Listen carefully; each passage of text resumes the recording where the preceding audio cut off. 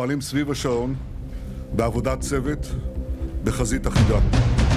האחדות בתוכנו מעבירה מסר ברור לעם, לאויב ולעולם. ראיתי את הלוחמים הנפלאים שלנו שנמצאים עכשיו בקו החזית. אנחנו במלחמה, לא במבצע, לא בסבבים, במלחמה. הבוקר חמאס פתח במתקפת ספר הצוותים. The time has come to draw the line for the enemy to understand their time is up and they can't keep going without consequences. We are لا يتجاوز أصابع اليد الواحدة الذين كانوا يعلمون بساعة الصفر، ونحن أخترنا الوقت المناسب الذي يكون فيه العدو مشغولا بأعياده. هناك فلسطينيين مسلمين في أفريقيا، هناك فلسطينيين اعتقلتهم أمريكا، تهمتهم أنهم नमस्कार दोस्तों।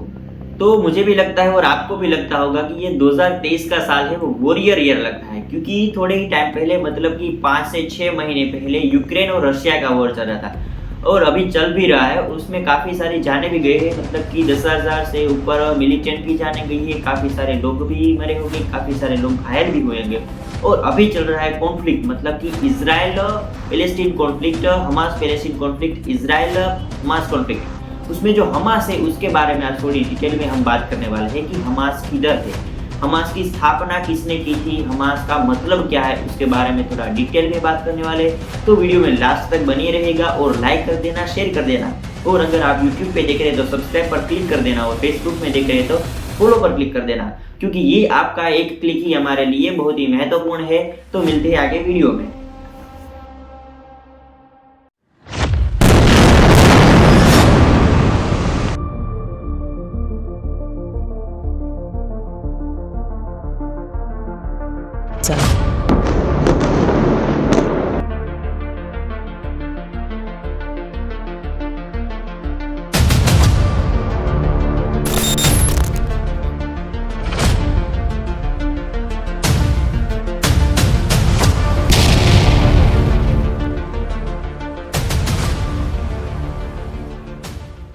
तो दोस्तों सबसे पहले हम बात करने वाले हैं वेयर इज हमास, मतलब कि हमास किधर है।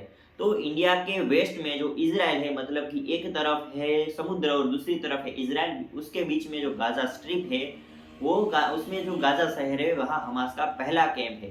मतलब कि जो पैलेस्टीन है उसके 2 मुख्य संगठन है, उसमें से एक हमास है और दूसरा फतह है, जो कि है इजराइल के कब्जे वाले विस्तार जो वेस्ट बैंक है वहाँ स्थित है, और वो पैलेस्टीन सत्ता का नियंत्रण करता है। जो है फतह है वो, और हमास है वो दूसरी साइड है, और पैलेस्टीन है वो दूसरी साइड है, और उसके बीच में जो है इजराइल स्थापित है। तो दोस्तों अब हम बात करते हैं व्हाट डज हमास मीन, मतलब कि हमास का मतलब क्या है। तो हमास जो है पैलेस्टीन उग्रवादी समूह है। सबसे पहला मतलब है कि उग्रवादी, उग्रवादी मतलब कि किसी भी वक्त किसी का भी आंदोलन कर दे उसको उग्रवादी हम कहते हैं। तो सबसे पहला मतलब है कि हमास एक पैलेस्टीन उग्रवादी समूह है। अब हम हमास का दूसरा संक्षिप्त स्वरूप देखने जाए, मतलब कि संक्षिप्त रूप मतलब कि हम HAMAS, मतलब कि हरकत अल मुकवामा अल इस्लामिया है, हमास का संक्षिप्त रूप है। और उसका हम अर्थ देखने चाहे तो इस्लामिक प्रतिरोध आंदोलन। इस्लामिक प्रतिरोध आंदोलन मतलब कि इस्लाम के विरुद्ध जो कोई भी चाल चल रहा है, जो कोई भी वॉर की रचना कर रहा है उसके विरुद्ध आंदोलन करना, उसका मतलब होता है इस्लामिक प्रतिरोध आंदोलन। और हमास जो है पैलेस्टीन राज्य को एक इस्लामिक राज्य स्थापित करना चाहता है, और हमास ने शपथ भी ले रखी है कि इजराइल को एक बार उसके कब्जे में लेंगे, उसका विनाश करेंगे और फिर से एक इस्लामिक राज्य की स्थापना करेंगे, मतलब कि इजराइल को इस्लामिक राज्य बनाना चाहते हैं। तो ये था थोड़ा हमास का मतलब। अब हम देखते हैं आगे। तो अब हम बात करते हैं कि who was the founder and spiritual leader of Hamas, मतलब कि हमास के स्थापक और हमास का आध्यात्मिक नेता कौन है। उसके पहले हम बात करते हैं कि हमास की स्थापना कब हुई थी। तो हमास की स्थापना 1987 में हुई थी, और उनके कुछ स्थापक के नाम हैं जो मैं अभी यहाँ बोल रहा हूँ। अहमद यासीन, हसन यूसुफ, अब्दुल अजीज अल रंतीसी, इब्राहिम फरेज अल यजोरी, अब्दुल फताह दुखान, मोहम्मद अल जहर, मोहम्मद हसन शामा और मोहम्मद ताहिर थे। उसमें उनके आध्यात्मिक नेता थे अहमद यासीन, इसीलिए इजराइल की सेना ने अहमद यासीन को कई वर्षों तक अपने जेल में रखा था।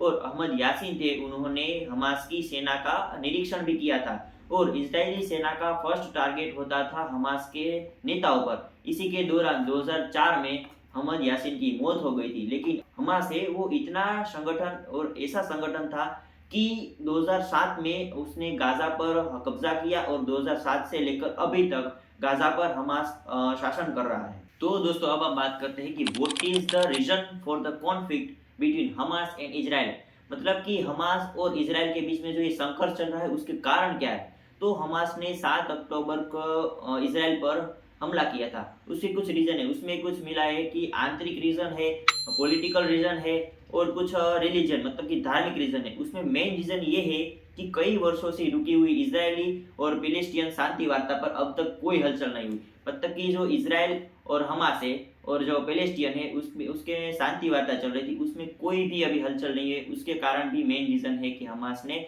इजराइल पर हमला किया है। और दक्षिणी इजराइल मतलब कि वेस्ट इजराइल में हमास द्वारा कई सारे नागरिकों को मार डाला दिया है। उसके बदले में इजराइल ने 24 घंटे हमास पर बमबारी की और इजराइल ने गाजा से 10 लाख लोगों को निकालने का आदेश भी दिया है। और हमास को उखाड़ फेंकने के लिए इजराइल की जो जनता है वो इजरायली सरकार पर दबाव कर रही है। मतलब कि काफी सारे रीजन है जिसके कारण हमास और इजराइल के बीच कॉन्फ्लिक्ट चल रहा है। मतलब कि Hamas Palestine conflict, Israel Palestine conflict.